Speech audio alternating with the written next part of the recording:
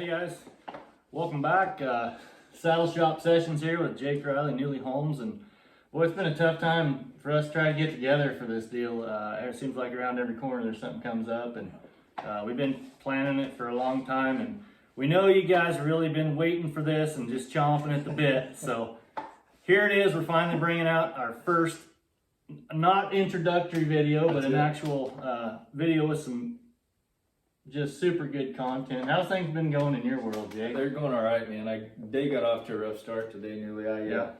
My stomach was real queasy. I had woke up and put my wife's contacts in this morning. There you go. And wasn't doing so well, but we got that corrected and made it down here. So, well, at least you had switched them out before you drove all this way. So today during our session, we kind of collaborated. We've been thinking, and some things that have been troubling Jake and I that we chew on just for years now. I don't know. We don't have time to give you a complete backstory. We're going to keep it brief. We don't want to make it too winded for you. But one of the big things that's really been an issue in my life is idolatry. It's a subject that comes up once in a while now, and people don't like to talk about it because it doesn't seem like it's relative to today's time, and we're not, carving golden statues of calves, and well, I'm not. You may be still. I'm not sure, but the things that we idolize these days are just, the same as they were back then. It could be things or anything, honestly, that doesn't put God first. And you had a verse on that in the Bible that actually hits on this. I do. It's Galatians 4, verse 8. Formerly, when you did not know God, you were slaves to those who by nature are not God's. And I'm just going to let that set, because that's really where we're headed. Yep. And that could be anything, right? I mean, some of the things in my life, and I'm going to tell you the biggest one in my life, and it has been for years, is just the Western culture. The whole romance and reality of the things that really captivate my heart and make me push on in life. Wanting to be a better cowboy or a better horseman or a better roper or, things like that. And all these things point back to me. And I guess the point in all that is the fact that I become greater than him. Right. And when I place me greater than him, and I'm saying I'm a god, and that is absolutely an idol. Mm-hmm. And the things that I idolize along with that are all just remnants or leftovers of me being self-centered and all that. And just to say that and to get out of my way and do all those things is a pretty tough deal. But God has gifted Jake and I with the talent to make words rhyme for some reason, and we really want to just use that to glorify him. And we hope that this session today will just encourage you guys to know that you all have this certain little thing that you can do that doesn't have to be, rocket science. This is something that we felt led to do. You don't have to make videos or speak in front of people or any of that, but you do what God's telling you to do in your heart, and just use your special gifts and your talents. But on that subject and that note of things being a struggle in my life and Western culture and all that, there's a little backstory to this poem that I'm going to do. And for years, when I was younger, I aspired to be a buckaroo out in Nevada. And through a series of several events that I could get into but won't, I just wanted to live out in the sagebrush and had this fantasy of what that looks like and what that would be. And I built up in my mind that I was already that. And I wasn't. I was working at ranches and I was doing things that I thought would enhance my abilities, but I never made it out there. And for years that's really troubled me and made me think that, that there's nothing good enough until that happens, right? Right. And fortunately, something bigger happened in my life. Mm-hmm. And I think this poem will explain it, so I'm just going to get into it. It's called Buckarooing. Well, I never rode big circles out in Nevada. I never rode deer on the range. I never went out with the wagon. Dang, don't it seem kind of strange that I never went out buckarooing like I always said that I would. I never went out buckarooing. Now it seems that I'm no good. Well, I've worked their cattle and I've branded their calves and I've dallied and I've run my rope, but I never went out buckarooing. Now it seems I have no hope. Well, I've started Hackamore colts on a 60-foot rope, and I've worked them on a soft field, but compared to them old-time buckaroos, I'm really no big deal. Well, I never went out buckarooing. Sometimes it rips at my guts. Well, I truly do envy their culture. The thought of it makes me nuts. But I'll probably never go buckarooing. And the reason's pretty clear. It's because Jesus Christ, who's up in heaven, has given me purpose right here. It's to ensure that my 2 children and my beautiful wife and all you folks understand and know that He's the way, the truth, and the life. So, I'll probably never go buckarooing because I'd put it in His place. And if I was to go out buckarooing, boy, my obsession would just be a waste. So the Lord asked me not to go buckarooing because my mind is just one track. And well, if I had gone out buckarooing, He might have never got me back. So that's kind of just some of the struggles that I have. And to this day, you know, you get up in the morning and you got this movie reel going in your head of what your life is and who you are and what you have. And you think people are seeing you in a way that usually they aren't, but you've made it up in your mind that you're something, and that's an idol. Yeah. And to have Christ in your life and to be able to just free yourself from that and lay that at His feet and give Him that burden, boy, what a cool thing that is. What a cool thing. And we encourage you, if you haven't done that, to do it, obviously, right now. But it's just so freeing. It takes all that burden off your shoulder. It doesn't completely go away. It's a struggle every day, right? You know, and you know, Jake knows this, and it's something that you have to work on. It's like a marriage, you know. It's like my wife and I. It don't just happen. Things ain't just peachy all the time. You got to work at it. You got to make it, and God intends things that way, I think. Yeah. Jake, you got anything? Yeah, I mean, I think going off that verse that we read, you know, we're creatures of worship. We're created, and we know that, and we're created with a purpose. But if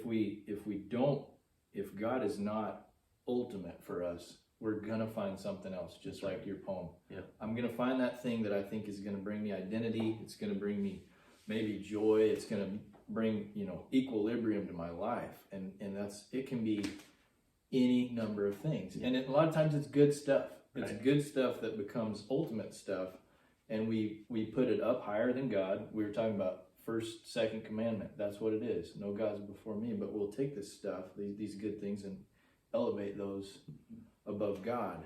Unfortunately, the church is doing that. You know, right? People are worshiping the church at this point in time, and not. Yeah, you know, standing up for truth and and I never knew. I was kind of that same way. Idolatry sounds like a real old word. Yeah, man, when the light came on for that in my life, and that's I think what ultimately led me to repentance and to accepting Christ, because I realized, oh man, I have, and like you said, nearly everything comes back to you either worship the Creator God, or you worship something else, which ultimately is yourself, is myself. So I was worshiping myself. It was about what people thought of me. You know, it was comfort, and this stuff, like you said, it's not, you don't become a Christian and you're free from it. Gone. Yeah, totally. No. it's a constant battle, and and joy is my best test for that. If I have a day where I'm like I got that dark cloud over me and everything sucks.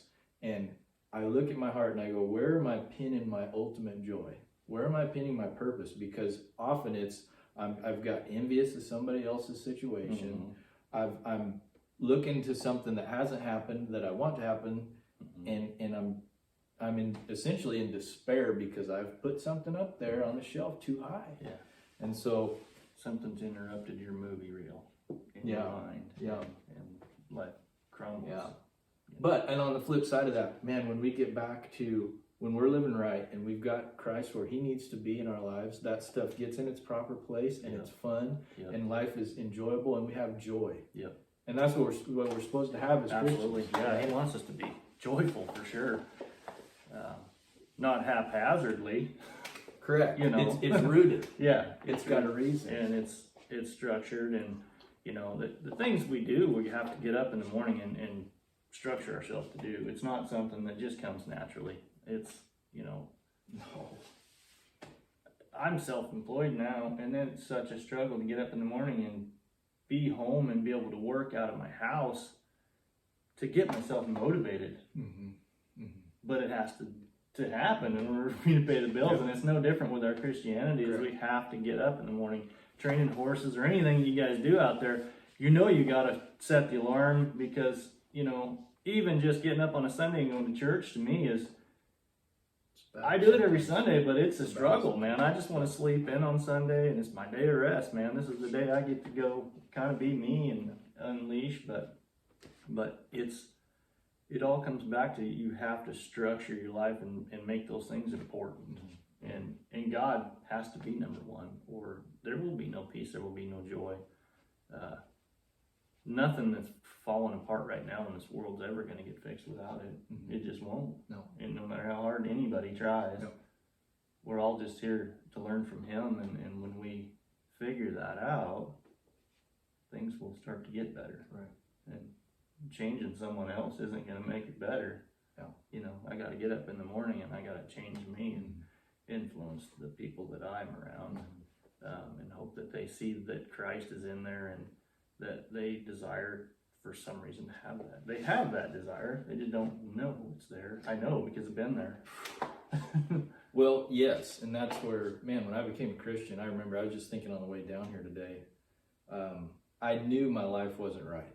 I knew something was wrong, but I didn't think it was the absence of Jesus. Right. I'd heard about Jesus. I'd heard about that before, and so I basically had said it's something's wrong, but it's not that. That's not. I'm not gonna be one of those people. Yep. And so I had essentially said, no, that's not where I'm going. And it took a while for God to it was a process of, man, this is what's going on here. This idolatry, living in that. And that the poem that I'm going to share is, you know, that I wrote that very personally about that process. It's this cycle that we get into, that Christ is the only solution for that. You can't, it's a futile exercise otherwise. Absolutely. Well, I could share that if you want. Yeah. I wrote this, it's probably been 5 or 6 years ago. So this is just a look at kind of what went on and what I said goes on in my heart sometimes, and maybe you can relate to this. You lie, and I listen as you promise me more. You lie and then leave me worse off than before. And yet I reach for you each day because I need your help. And for a moment, you make me okay with myself. Like a savior, I'm waiting for you to deliver. Captivated, I never stop to consider this road I'm on leads to that same destination where I found only shame but never salvation. But I keep coming back like I'm losing my mind, enticed by this life that you promise I'll find. I try to appease these deepest longings. I was born human being, but never belonging. Always hiding and hoping nobody sees these idols I'm holding, coping with my disease. Something is sideways inside, way down in the core. Why do I wake every day and crave something more? I grab golden rings, and each in the end turns to sand in my hands and blows away with the wind, under siege from this constant barrage of if-thens. But each oasis changes to mirage once again. I long for lasting love, life without decay, to be somebody new, yet still I waste away with this fallen frame, depraved to the marrow, insatiable eyes and enslaved by my pharaohs, embracing sensations to taste and to feel, and falling on my face to replace what is real. That's just a glimpse into that process, man. I mean, it's always, those idols lie, and they swear to you, man, right around that next corner. Yep. When this changes, when this thing in your life changes, when you get here, when you get, or it's this situation, and we can live our whole lives, and lots of people do live their whole lives, pursuing that, and never getting out of it. So yeah, it's, like I said earlier, we were just chatting before we started this, and the devil roars around like a creeping lion waiting to devour, and obviously I'm not quoting that perfectly, but it says that in the Bible, and we need to know that he's there just lurking behind the scenes, and he's trying to get us off course and off track, and it's so easy for him when we're distracted that, when we're not paying attention, he doesn't really have to do much because we're doing it all ourselves and we're giving him the credit, but yeah, that's an awesome poem, man. I'd not heard that, obviously, and it was pretty good. Hope you guys got some encouragement out of this today. We just, like I said, just throwing this out there. We're not trying to make it complicated or anything too spectacular. We really do appreciate if you guys are tuning in. We've heard some positive compliments from, all over the country, honestly, which is kind of weird because I don't know why anybody would want to sit and watch me. He's pretty entertaining, and we'll get more into that. We're going to lighten the mood some of these sessions here, but, I'm pretty cut and dry. I am what I am, but I appreciate you guys watching, and we hope God got glorified here. We hope that he spoke to your heart today. I know it's a blessing every time Jake and I get together. It encourages me, and so if nothing else, I'm appreciative of him and what he brings to the table. And we thank you guys for just the prayers and everything out there. If you're praying for us, if not, please do. There's some obvious, what's the word I'm looking for, repercussions for getting out there and speaking the truth. But we hope it does encourage you guys today. We thank you for tuning in and just listening on this subject of idolatry. I hope it just gives you something to chew on. Till next time, that's it for our Saddle Shop sessions this time. And we thank you guys very much for tuning in.